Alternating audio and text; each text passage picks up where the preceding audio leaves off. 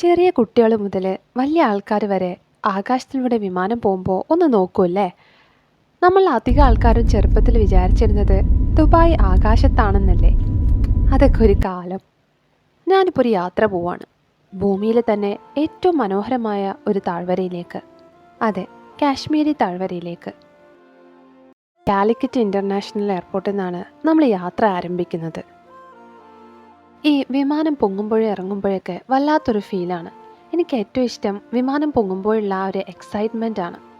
കാശ്മീരിനെ പറ്റി ഞാൻ ഒരുപാട് കേട്ടിട്ടുണ്ട്. കണ്ടവരൊക്കെ അതിനെ വർണ്ണിച്ച് ഒരുപാട് പറഞ്ഞിട്ടും പാടിയിട്ടുമുണ്ട്. എന്തായാലും നമുക്കൊന്ന് പോയി നോക്കാം.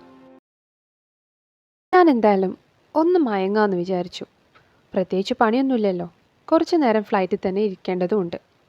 കുറച്ച് കഴിഞ്ഞ് മറ്റ് യാത്രക്കാരുടെ ചിരിയും സംസാരമെല്ലാം കേട്ട് ഞെട്ടിയുണർന്ന് പുറത്തേക്ക് നോക്കുമ്പോൾ ഇത് വല്ലാത്തൊരു കാഴ്ച തന്നെയാണ്. ഒരു പക്ഷേ ഞാൻ എൻ്റെ ജീവിതത്തിൽ കണ്ട ഏറ്റവും മനോഹരമായൊരു കാഴ്ച. കാശ്മീരിൻ്റെ പ്രൗഢഗാംഭീര്യത്തെ വിളിച്ചോതുന്ന മഞ്ഞ് പുതച്ചു കിടന്ന ഈ മലനിരകളുടെ ആകാശക്കാഴ്ച അതിമനോഹരം. നമ്മുടെ വിമാനം അങ്ങനെ കാശ്മീരിൻ്റെ മണ്ണിൽ ലാൻഡ് ചെയ്യാൻ പോകുന്നു. വൈകുന്നേരമാണ് നമ്മളിവിടെ വന്നിറങ്ങുന്നത്. പുറത്തെങ്ങും സ്വർണ്ണപ്രഭയാൽ വെട്ടിത്തിളങ്ങി കാശ്മീർ നമ്മളെ സ്വാഗതം ചെയ്തു. എയർപോർട്ടിന് പുറത്ത് നമ്മളെ സ്വീകരിക്കാൻ നമ്മളെ ഏജൻസി ഏർപ്പാടാക്കിയ ഒരു ഗൈഡ് വന്നിട്ടുണ്ടായിരുന്നു, മിസ്റ്റർ ആക്കിബ്. ആളൊരു കാശ്മീരിയാണ്. അതെന്തായാലും നന്നായി. എനിക്ക് ഒരുപാട് കാര്യങ്ങൾ അറിയണമെന്നുണ്ടായിരുന്നു.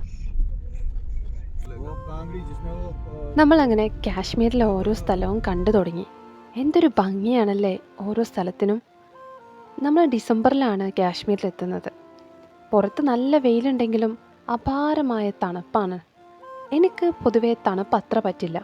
എന്നാലും ഈ ഒരു ഭംഗി കണ്ട് ഞാൻ അതിലങ്ങ് ലയിച്ചുപോയി.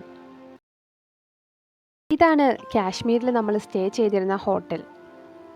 വൃത്തിയുടെ കാര്യത്തിലാണെങ്കിലും ഭക്ഷണത്തിൻ്റെ കാര്യത്തിലാണെങ്കിലും വളരെ നല്ലതായിട്ടാണ് എനിക്ക് തോന്നിയത്. കാശ്മീരികളുടെ ആതിഥ്യ മര്യാദ പ്രത്യേകം എടുത്തു പറയേണ്ടത് തന്നെയാണ്. രാവിലെ 10 മണിക്ക് തന്നെ റെഡിയായി നിൽക്കാൻ നമ്മുടെ ഗൈഡ് പറഞ്ഞിട്ടുണ്ടായിരുന്നു. ഇന്ന് എന്തായാലും ആപ്പിൾ തോട്ടം കാണണമെന്ന് വിചാരിച്ചിരുന്നു. കാശ്മീർ എന്ന് കേൾക്കുമ്പോൾ തന്നെ നമ്മുടെ മനസ്സിലേക്ക് ആദ്യം ഓടിയെത്തുന്നത് കുറേ മഞ്ഞും ആപ്പിളും കുങ്കുമപ്പൂവും ഒക്കെ ആയിരിക്കും.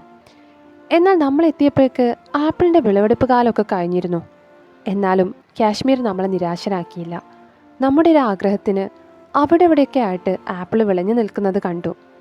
ലോകത്തിൻ്റെ പല ഭാഗങ്ങളിലേക്കും ഈ തോട്ടത്തിൽ നിന്നും ആപ്പിൾ കയറ്റുമതി ചെയ്യാറുണ്ടെന്ന് അതിൻ്റെ ഉടമസ്ഥൻ നമ്മളോട് പറഞ്ഞു. നമുക്ക് വേണ്ടി ലൈവായി അവർ ആപ്പിൾ ജ്യൂസ് അടിച്ചു തരികയും ചെയ്തു. സത്യം പറയാലോ, പൊതുവെ ആപ്പിൾ ജ്യൂസ് ഇഷ്ടമല്ലാത്ത എനിക്ക് ഞാൻ കുടിച്ചതിൽ വെച്ച് ഏറ്റവും സ്വാദിഷ്ടമായ ജ്യൂസായിട്ടാണ് ഈ ആപ്പിൾ ജ്യൂസ് തോന്നിയത്. സോനമർഗ് ലക്ഷ്യമാക്കി നമ്മൾ അടുത്ത യാത്ര തുടർന്നു. മനോഹരമായി മഞ്ഞ് പുതച്ചെടുക്കുന്ന മലനിരകൾ, അതിനെ തൊട്ടും തലോടിയും ഒഴുകിക്കൊണ്ടിരിക്കുന്ന ചെറിയ അരുവികൾ, പരന്നെടുക്കുന്ന ഈ മനോഹരമായ മലനിരകളെ ഭേദിച്ചുകൊണ്ട് നല്ലൊരു കുളിർക്കാറ്റ് നമ്മയും തലോടിക്കൊണ്ട് കടന്നുപോയി. ആഹാ, എത്ര ഹൃദ്യമായ കാഴ്ചകൾ!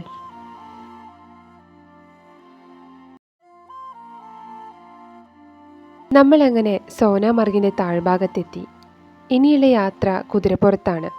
വർഷത്തിൽ ഏത് സമയം പോയാലും മഞ്ഞ് കാണാൻ പറ്റുന്ന സ്ഥലമാണ് സോനാമർഗ്.